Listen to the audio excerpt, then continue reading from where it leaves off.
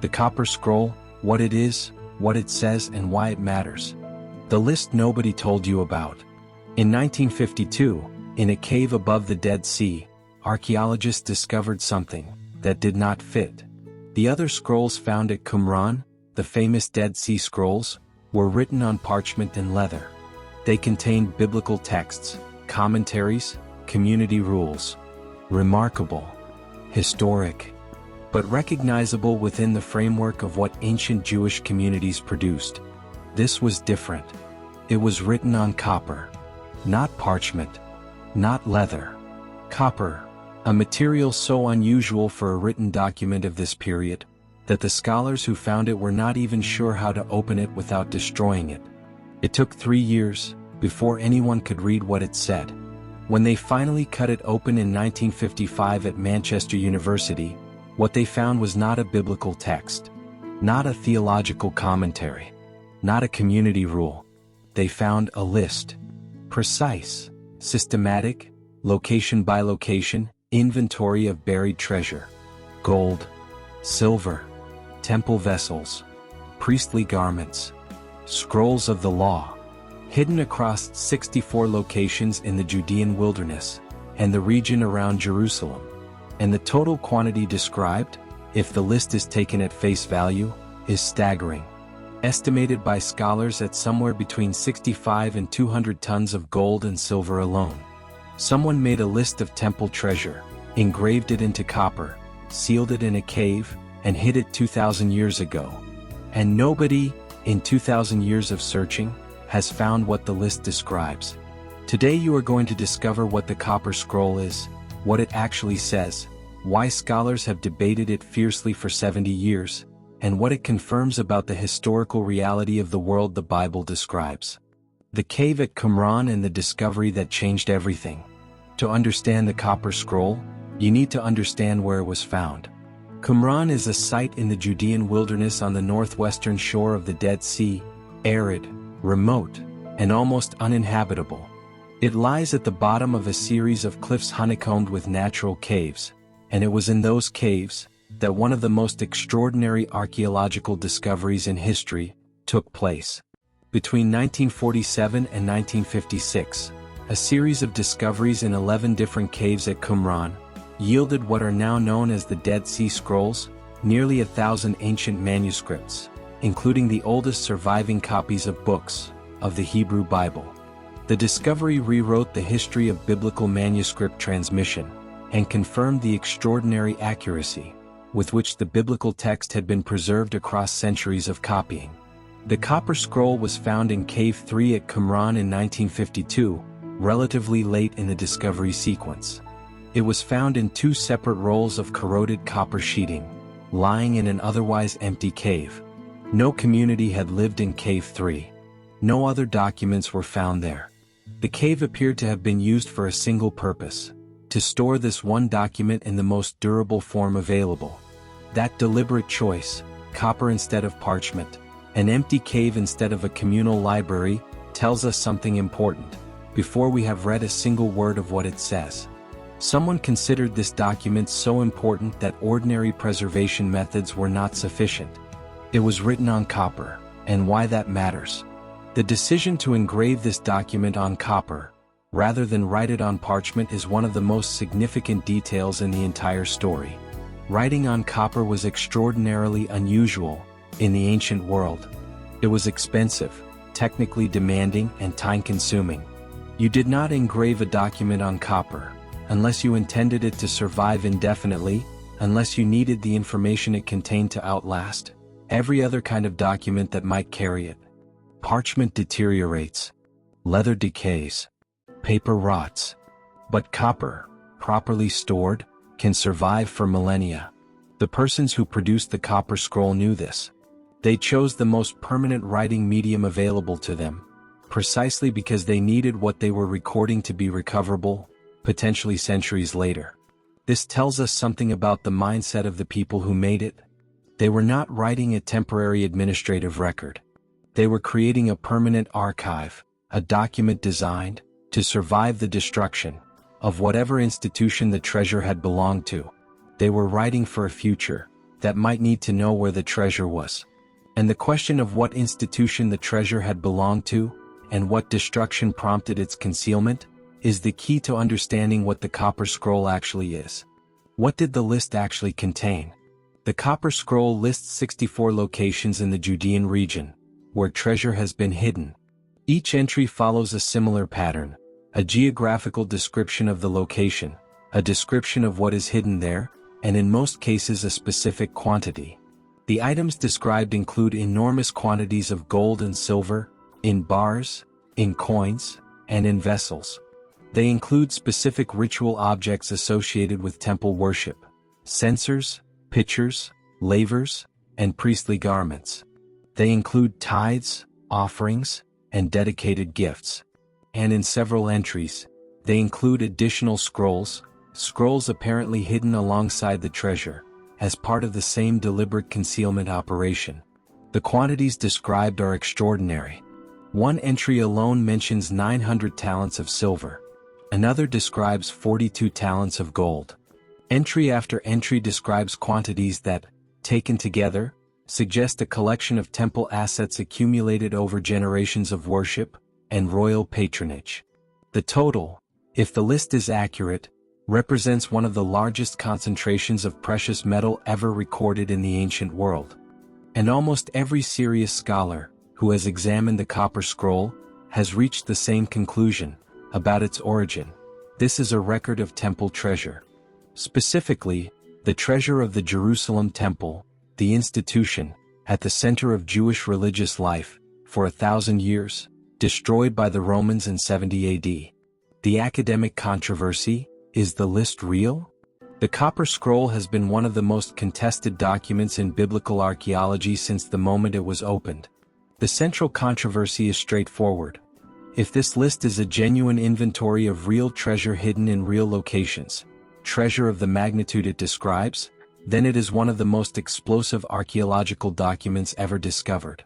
Finding even a fraction of what the Copper Scroll describes would transform the material evidence for Jewish temple worship, and potentially for the entire history of the Second Temple period. But some scholars have argued that the quantities described are simply too large to be credible, that no institution, even the Jerusalem Temple at the height of its wealth, could have accumulated treasure on this scale. They have suggested the document might be a list of legendary or mythological wealth, rather than a real inventory. However, the majority view among specialists has moved significantly toward treating the Copper Scroll as a genuine document, describing real treasure. The reasons for this shift are several. First, the form of the document is entirely consistent with genuine administrative record-keeping. It is not written in the elevated literary style of mythological or apocalyptic texts. It is prosaic, specific, and systematic, precisely the style you would expect from an actual inventory. Second, the geographical references in the document, where they can be identified, correspond to real locations in the Judean region. The document is not describing imaginary places. It is describing specific, identifiable geography. Third, and most significantly, the language in which it is written tells us something precise about its origin. The language that connects it to the temple. The Copper Scroll is written in a distinctive dialect of Hebrew that differs from the literary Hebrew of the other Dead Sea Scrolls.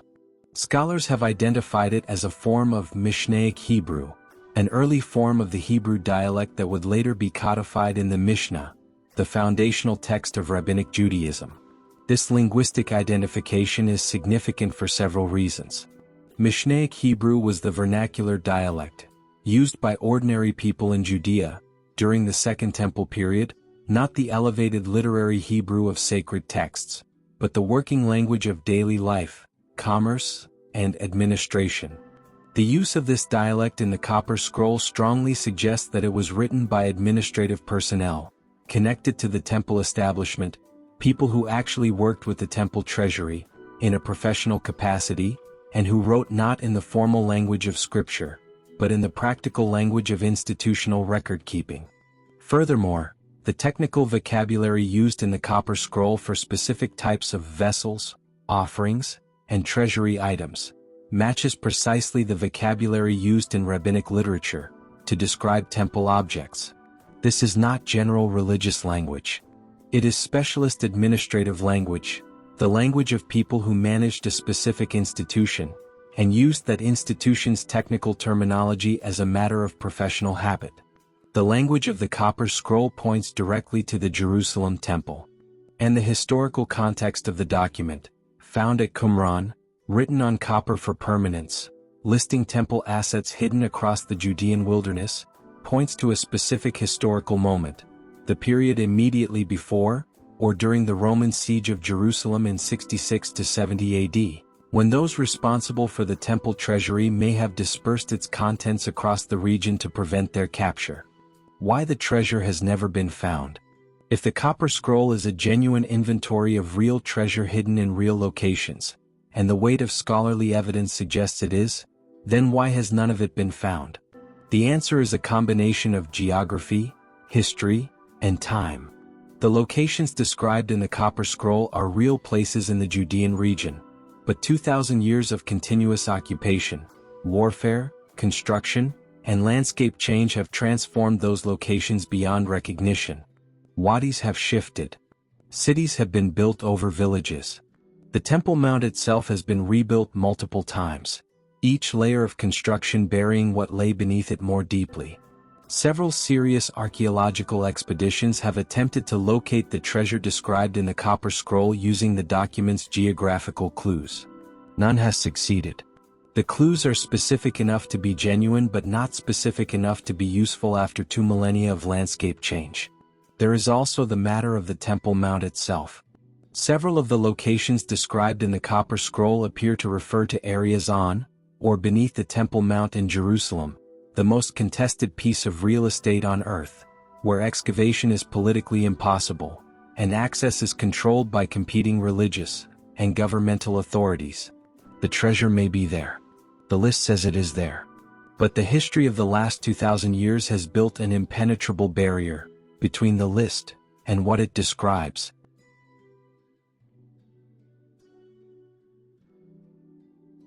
What the copper scroll confirms. Whether or not the treasure described in the copper scroll is ever recovered, the document itself has already accomplished something significant. It confirms the historical reality of the Jerusalem temple as a functioning, wealthy, administratively sophisticated institution in the 1st century.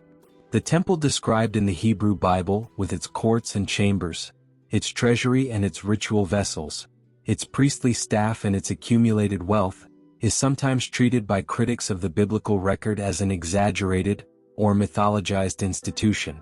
The copper scroll answers that criticism with a copper list. Here is a document written by administrative personnel connected to the temple. It lists specific temple vessels using precise temple terminology. It describes quantities of treasure consistent with an institution that had been accumulating royal patronage and popular tithes for centuries. And it was considered important enough to engrave on copper and hide in a cave, rather than allow to fall into Roman hands. The copper scroll is a temple document. And temple documents are not produced by institutions that do not exist. The temple was real. The treasury was real. The vessels were real. The priestly administration was real. And the world that the copper scroll describes is the same world that the Gospels describe when they record Jesus entering the temple courts, overturning the tables of the money changers, and predicting the destruction of every stone.